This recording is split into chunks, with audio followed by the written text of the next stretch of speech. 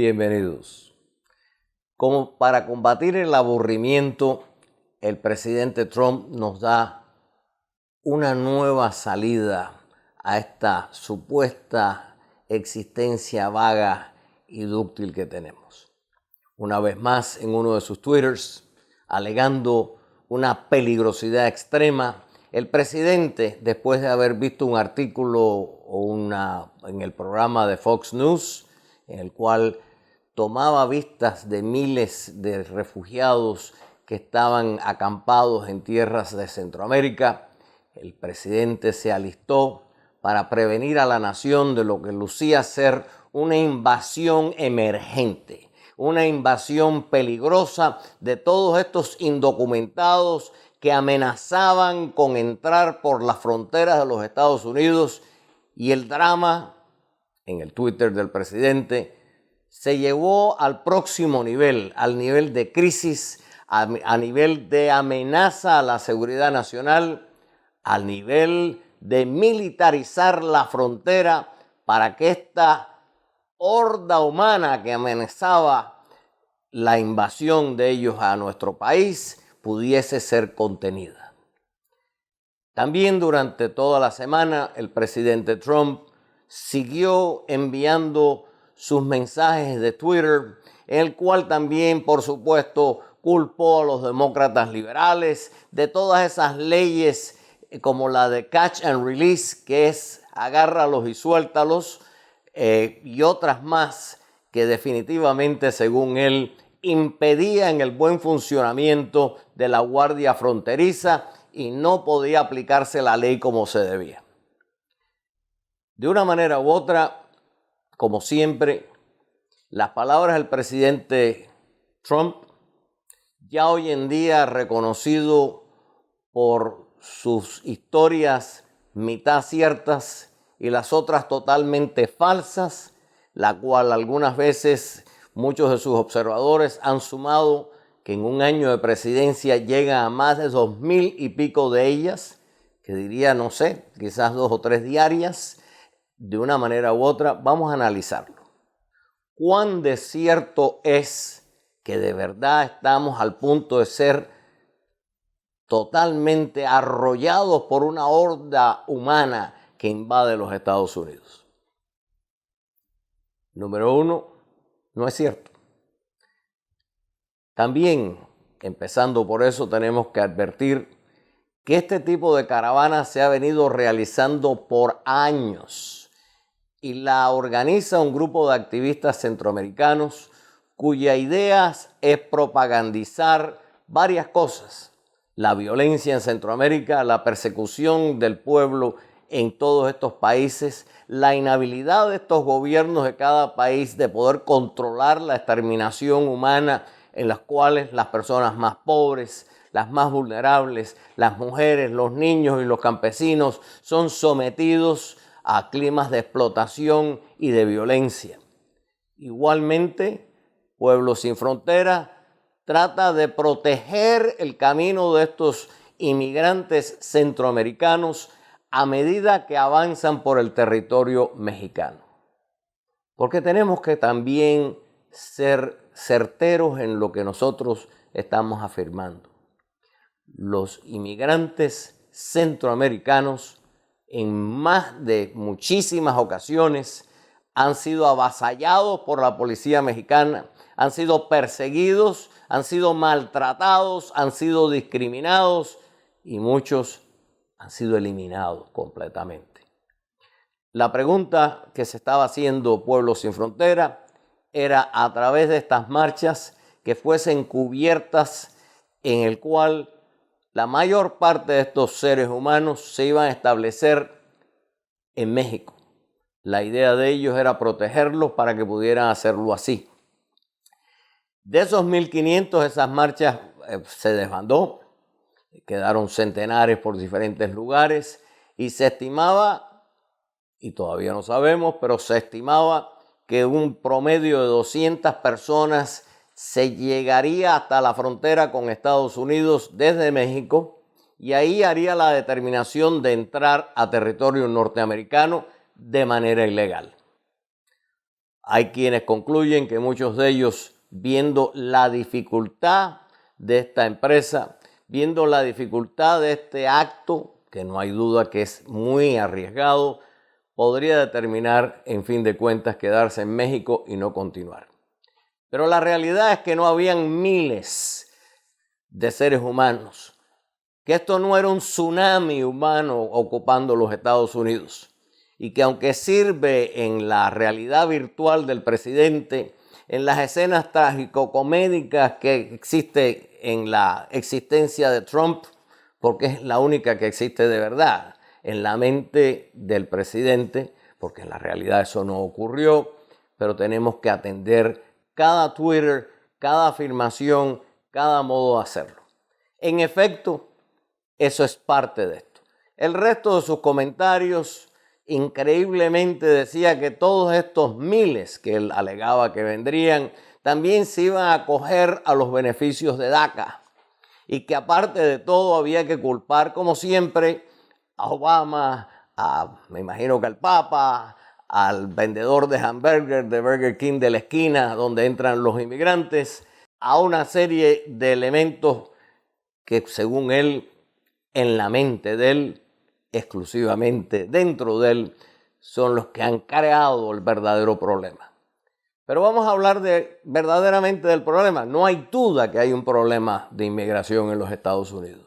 No hay duda que parte de ese problema es gestado por la forma en que los gobiernos de Centroamérica, con su corrupción, con permitir la violencia, con los estallidos que son de una manera u otra apagados cuando se exigen derechos humanos, pues también son parte culpable de todo esto. Pero al fin de cuentas vamos a hablar de la política de agárralos y suéltalos, que según él la inventaron los demócratas liberales. Noticias, como dirían los reporteros, noticias que acaban de irrumpir. No es cierto. Catch and release verdaderamente es una política que ha tenido apoyo bipartidista, que fue creada y aprobada mayoritariamente en el Congreso, pero que además de eso se hizo con la idea de proteger a los inmigrantes y también atender a una necesidad. ¿Y cuál era esa necesidad? Que cientos de miles de inmigrantes no podían quedarse en centros de detención porque no había, porque no hay centros de detención, porque inclusive cuando esta administración recién fue al Congreso a pedir fondos para ello, tampoco se lo dieron. Entonces la medida, según el fiscal Sessions, a una respuesta que le dio al senador Ted Cruz en una de sus vistas senatoriales, dijo que esto era un modo práctico de atender a la ciudadanía mientras sus casos eran revisados en las cortes de inmigración. No tan solo los demócratas, sino los republicanos, e inclusive esta administración se ha visto forzada a seguir lo que es catch and release. Lamentablemente, el señor Kelly, el general Kelly, admitió o dijo que él había ya quitado todo lo que quedaba del remanente de catch and release. Sin embargo, la agencia noticiosa Reuters, después de meses de investigación con abogados de inmigración, con especialistas en el tópico e inclusive con oficiales de inmigración, concluyeron que definitivamente por razones prácticas esto sigue en existencia a pesar de que se niegue. Lo otro que tenemos que ver aquí en cuanto a eso es la militarización. Vamos a ser sinceros, esto es temporal. Y lo otro, verdaderamente, es lo que vamos a cuestionar.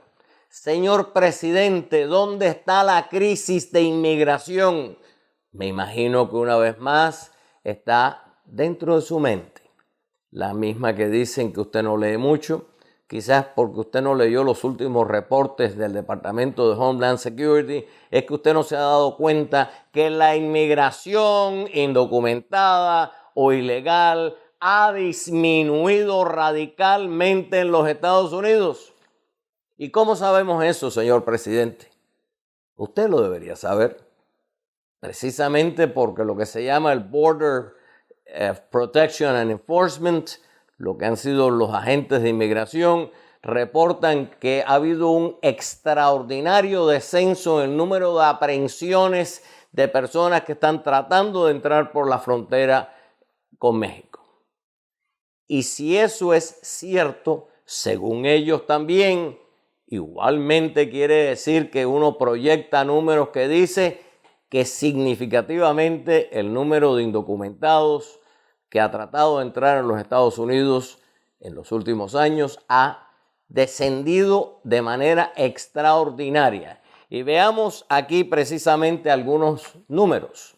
En el año 2017, lo que es U.S. Customs and Border Protection llegó a esta conclusión. Un número reducido de individuos tratando de entrar ilegalmente a los Estados Unidos. 23.7 declinó del año 17 al número anterior de 2016.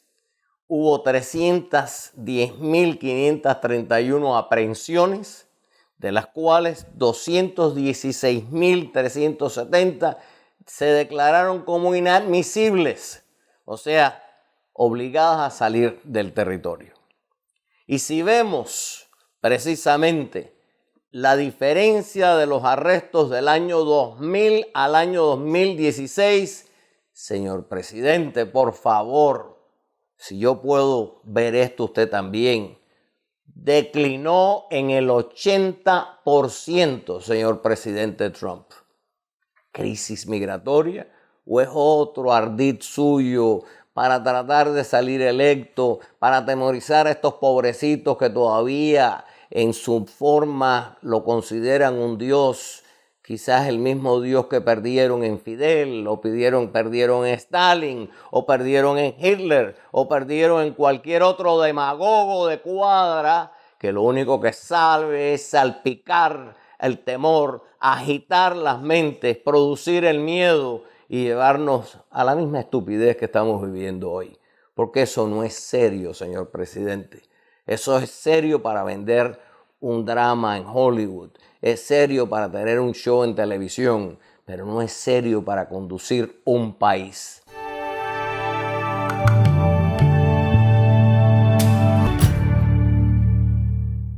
Hay muchos factores externos que provocan esta venida a los Estados Unidos. Pero no ignoremos que hay áreas o renglones económicos que son necesarios, porque vamos a ser sensatos y veraces. Hay áreas en las cuales los norteamericanos no quieren estar trabajando en ellas. Estamos hablando de la agricultura, estamos hablando de la jardinería, estamos hablando de la construcción fuerte y estamos hablando de la hostelería, de los restaurantes y de muchísimas otras ocupaciones que de una manera u otra la población ha elegido no estar dentro de ellas. Por eso hacen falta también ese tipo de mano de obra. ¿Y por qué no volver al sistema de visas que se le dio, que eran visas provisionales en las cuales pudiéramos satisfacer las necesidades de los negocios y los comercios en los Estados Unidos, trayendo legalmente y de manera temporal a aquellos que quieran venir a trabajar en los Estados Unidos de manera seria, protegiéndolos por la ley, pudiéndolos contar, no como ahora que lanzamos proyecciones que no sabemos cuán reales sean, y de una manera u otra podría ser. Y la otra, señor presidente, usted que se dedica al ruido, usted que se dedica a lo que comúnmente en mi área le llamamos la guapería barata, vamos a ser sinceros también, es hora de decirle a muchos de estos países centroamericanos que si quieren contar con nuestro apoyo, no es que nos quieran mucho, eso es irrelevante. A quienes tienen que querer a sus ciudadanos, por quienes se tienen que preocupar, son por los de ellos también. Y yo creo que es la misión de la democracia norteamericana, que siempre lo ha sido y debes hacerlo hoy en día, no es castigar, sino también obligar, persuadir y lograr que los países de América también tengan un sano y saludable tratamiento con la compasión necesaria para aquellos que sufren y no tienen. Esa es la misión grande de los Estados Unidos. Esa es la fuerza moral de nuestro país.